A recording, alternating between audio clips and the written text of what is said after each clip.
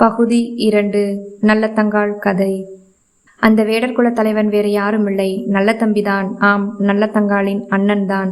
ஏன் வேடர் குலத்தில் வந்தார் என்றால், ஒரு புலி ஒன்று ஊர் மக்களை துன்பப்படுத்தி கொண்டே இருந்தது. அந்த புலியை வேட்டையாடவே வேடர் உருவத்தில் இருந்தார் நல்ல தம்பி. நல்லதங்காளை பார்த்து கதறி அழுதார். அதன் பிறகு நடந்தது எல்லாவற்றையும் நல்லதங்காள் தன்னுடைய அண்ணனிடம் சொன்னாள். இதை கேட்டதும் நல்ல தம்பி நல்லதங்காளிடம், தங்கையே, நான் வந்த வேலை இன்னும் முடியவில்லை. வேலை முடிவதற்கு இன்னும் 2 நாட்கள் ஆகும். முதலில் பசியால் வாடும் உன்னுடைய குழந்தைகளை அழைத்து கொண்டு அரண்மனைக்கு போ. அங்கே உன் அண்ணி உனக்கு வேணுங்கிறதை எல்லாம் தருவாள் என்று சொன்னார் நல்ல தம்பி. அதன் பிறகு தன்னுடைய பரிவாரங்களை அழைத்து என்னுடைய தங்கை நல்லதங்காளை அரண்மனைக்கு அழைத்துச் செல்லுமாறு உத்தரவிட்டான். அந்த நேரத்தில் அர்ஜுனாபுரம் அரண்மனை மாடத்தில் பெண்கள் எல்லோரும் தனக்கு சேவகம் செய்ய ரொம்ப சந்தோஷமாக உட்கார்ந்திருந்தார் நல்ல தம்பியின் மனைவி மூலி அலங்காரி. மூலி அலங்காரிக்கு செந்திலாபதி என்ற தம்பி இருந்தார். இவர் நல்லதங்காளுடைய அவளுடைய 7 குழந்தைகளும் வறுமையால் தன்னுடைய நாட்டை விட்டு அண்ணனை தேடி வந்திருக்கிறார்கள் என்ற செய்தியை நல்லதங்காளும் அவளுடைய குழந்தைகளும் அரண்மனைக்கு வருவதற்கு முன்னாடியே காட்டில் நடந்த நிகழ்ச்சியை தன்னுடைய சகோதரி மூலி அலங்காரிடம் அவசர அவசரமாக சொன்னார். இதை கேட்டதும் மூலி அலங்காரிக்கு பயங்கரமாக கோபம் வந்தது. அடடா, நல்லதங்காள் மறுபடியும் அரண்மனைக்கு வந்து விட்டாளா? இனி இங்கிருக்கும் சொத்தை எடுத்துக்கொண்டு சென்று விடுவாள் என்று நினைத்து அங்கிருந்த பணிப்பெண்கள் அனைவரையும் போக சொல்லிவிட்டாள். அரண்மனையில் உள்ள உணவுப் பொருட்கள் எல்லாவற்றையும் பாதாளத்தில் உள்ள அறையில் கொண்டு போய் மறைத்து வைத்தாள். அதன் பிறகு தானும் ஒரு மூலையில் சென்று படுத்துக் கொண்டாள். கொஞ்ச நேரத்தில் அரண்மனை வாயிலை நுழைந்தவுடன் வாசல் கதவு அடைத்திருந்தது. உடனே நல்லதங்காள் இங்கு ஏதோ தவறாக இருக்கிறது என்று உணர்ந்து கொண்டாள். கதவுக்கு அருகில் சென்றதும் நல்லதங்காள், அண்ணி, கால் கைகள் எல்லாம் வலிக்கிறது. என்னுடைய பிள்ளைகள் பசியால் அழுகிறார்கள். கதவை திறங்க அண்ணி என்று கதவை தட்டினாள். ஆனால் மூலி அலங்காரி கதவை திறக்கவில்லை. அதன் பிறகு அழுது கொண்டே இறைவனாகிய சிவபெருமானை நினைத்து, ஈஸ்வரனே, என்னுடைய பிள்ளைகள் பசியார கதவை திறங்க என்று கதறி அழுதாள். கொஞ்ச நேரத்தில் அரண்மனையின் கதவுகள் தானாக திறந்தது. உடனே நல்லதங்காள் தன்னுடைய குழந்தைகளை அழைத்து கொண்டு மூலி அலங்காரி இருக்கும் இடத்திற்கு சென்றாள். அண்ணி, என்னுடைய பிள்ளைகள் பசியால் துடிக்கின்றனர், ஏதாவது சாப்பாடு கொடுங்கள் என்றாள் நல்லதங்காள். உடனே மூலி அலங்காரி, நானோ உடம்பு சரியில்லாமல் படுத்திருக்கிறேன். காட்டிற்கு சென்ற உனது அண்ணன் அவர்கள் நல்லபடியாக படைகளோடு திரும்பி வர வேண்டும் என்று அனைவரும் விரதம் இருக்கிறோம். அதனால் எதுவும் சமைக்கவில்லை என்று பதில் சொன்னார். இதை கேட்டதும் நல்லதங்காள், சரி அண்ணி, அண்ணன் வரும் வரை நான் பசியை பொறுத்து கொள்வேன். ஆனால் எனது குழந்தைகள் பசியார ஏதாவது கொடுங்க என்று கூறினாள். நான் அந்த அரிசியை வைத்து நான் எனது குழந்தைகளுக்கு உணவு சமைத்து கொடுக்கிறேன் என்று பணிவுடன் கேட்டாள் நல்லதங்காள். மூலி அலங்காரியோ நல்லதங்காளை பார்த்து, உனக்கு தெரியாததா? எங்களுடைய நாட்டில் பயங்கரம் பஞ்சம், விளைச்சலே இல்லை. இரு, கொஞ்சம் கேழ்வரகு வேண்டுமெனாலும் தருகிறேன் என்று கூறிக்கொண்டு அதை உன்னுடைய பிள்ளைகளுக்கு கொடு என்று சொல்லி தன்னுடைய பணிப்பெண்ணை அனுப்பி வைத்தாள்.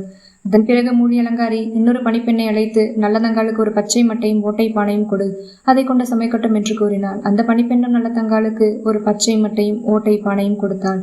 எப்படியோ கேழ்வரகை அரைத்து கஞ்சி காய்ச்சுவதற்காக அடுப்பை பற்ற வைத்தாள் நல்லதங்காள். அடுப்பு எரியவே இல்லை. உடனே நல்லதங்காள் அழுது கொண்டே, தாயே அன்னபூரணி, நானோ பத்தினி என்றால் இந்த அடுப்பு எரிய வேண்டும் என்று சொன்னாள். உடனே அடுப்பு கொழுந்து விட்டு எரிந்தது. இதை பார்த்த பணிப்பெண்கள் பயந்து போய் மூலி அலங்காரியிடம் ஓடிப்போய் இந்த விஷயத்தை கூறினர். இதை கேட்டதும் மூலி அலங்காரிக்கு கோபம் வந்தது. நல்லதங்காள் இருக்கும் இடத்துக்கு வந்தாள் மூலி அலங்காரி. நல்லதங்காளை பார்த்து, உன்னுடைய திருமணத்தின் போது நீ எடுத்துக்கொண்ட செல்வங்கள் எல்லாம் பத்தாது என்றா இந்த அரண்மனையை கொளுத்த பார்க்கிறாய் என்று சொல்லிவிட்டு கேழ்வரகு கஞ்சி கொதித்து கொண்டிருக்கும் பானையை தனது காலால் எட்டி உதைத்தாள். பானையில் உள்ள கஞ்சியெல்லாம் சிதறி கிடந்தன. இதை பார்த்ததும் பசியால் இருந்த நல்லதங்காளின் குழந்தைகள் தரையில் சிந்திய கஞ்சியை வடித்து குடித்தனர்.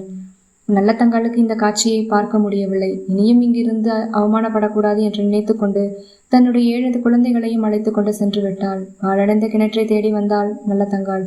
தன்னுடைய அண்ணன் வந்தால் தன்னுடைய வழியை தெரிந்து கொள்வதற்காக போகிற வழிகள் எல்லாம் ஆவாரம் பூச்செடிகளை உடைத்து போட்டு கொண்டே சென்றாள்.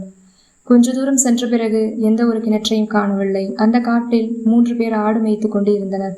அவர்களிடம் சென்று நல்லதங்காள், எங்களுக்கு ரொம்ப தண்ணீர் தாகமாக உள்ளது, ஏதாவது பக்கத்தில் கிணறு இருக்கிறதா என்று கேட்டாள். உடனே ஆடு மேய்ப்பவர்களான 3 ஒருவன், ரொம்ப தூரத்துல கருப்பராயன் என்ற கோயில் ஒன்று உள்ளது, அதை தாண்டி போனால் ஒரு கிணறு இருக்கிறது என்று பதில் கூறினான்.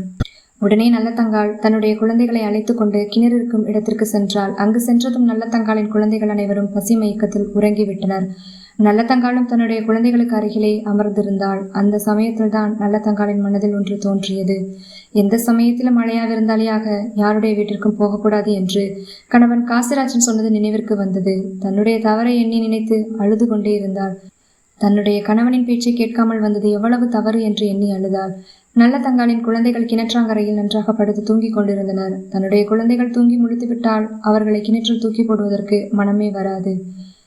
எனவே இதுதான் சரியான சமயம் என்று நினைத்தாள் நல்லதங்காள். தன்னுடைய தாலியை கழற்றி தன்னுடைய கணவனோ அல்லது அண்ணனோ தன்னை தேடிக்கொண்டு வந்தால் அவர்களுடைய கண்ணில் படுமாறு நினைத்து அந்த கிணற்றின் மேட்டில் வைத்தாள் நல்லதங்காள். உடனே கிணற்றை 3 முறை சுற்றி வந்து ஒவ்வொரு குழந்தைகளாக தூக்கி கிணற்றில் போட்டாள். இந்த சத்தம் கேட்டு நல்லதங்காளின் மூத்த மகன் முடித்து கொண்டான். அம்மாவிடமிருந்து தப்பிக்க முயற்சி செய்தான். அவன் அம்மாவோ, என்னை மட்டுமாவது தப்பித்து போக விடுங்கம்மா, நம்முடைய வம்சத்தின் பேர் சொல்ல நான் மட்டுமாவது இருக்கிறேன் என்று கூறி கதறி அழுதான். நல்லதங்காளும் தன்னுடைய மகனின் பேச்சை கேட்டு அழுது கொண்டே தன்னுடைய மூத்த மகனை பிடித்து கிணற்றில் தூக்கி போட்டுவிட்டு கடைசியில் தானும் கிணற்றில் குதித்தாள். இப்போது நல்லதங்காளும் அவளின் 7 குழந்தைகளும் கிணற்றில் இறந்து மிதந்தனர். இந்த நேரத்தில் நல்லதங்காளின் அண்ணன் நல்லதம்பி வேட்டையை முடித்துக்கொண்டு அரண்மனைக்கு வந்தான். தன்னுடைய தங்கையும் 7 குழந்தைகளையும் அரண்மனை முழுவதும் தேடினான். அவர்கள் அங்கு இல்லை. உடனே தன்னுடைய மனைவி மூலி அலங்காரிடம் வந்து கேட்டான் நல்லதம்பி. உடனே மூலி அலங்காரி தன்னுடைய கணவனிடம், நானோ உடம்பு சரியில்லாமல் படுத்து கொண்டிருந்தேன்.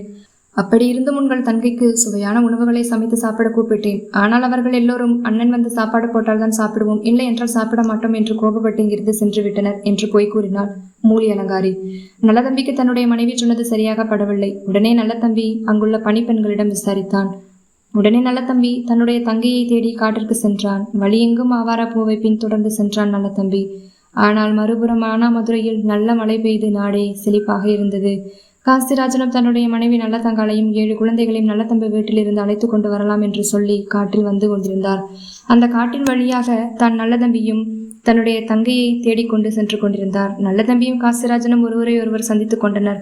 நல்லதம்பி நடந்த உண்மைகளை காசிராஜனிடம் சொன்னார். அந்த ஆவாரம் பூவை பின்தொடர்ந்தே காசிராஜனும் நல்லதம்பியும் சென்றனர். அது ஒரு கிணற்று பகுதி வந்தடைந்தது. கிணற்றுக்குள் நல்லதங்காளும் அவளுடைய 7 குழந்தைகளும் இறந்து மிதந்து கொண்டிருந்தனர். இதை பார்த்ததும் காசிராஜனும் நல்லதம்பியும் கதறி அழுதனர். அதன் பிறகு நல்லதங்காளையும் அவளுடைய 7 குழந்தைகளையும் வெளியே எடுத்து ஈம காரியங்களை செய்தனர். தொடரும்.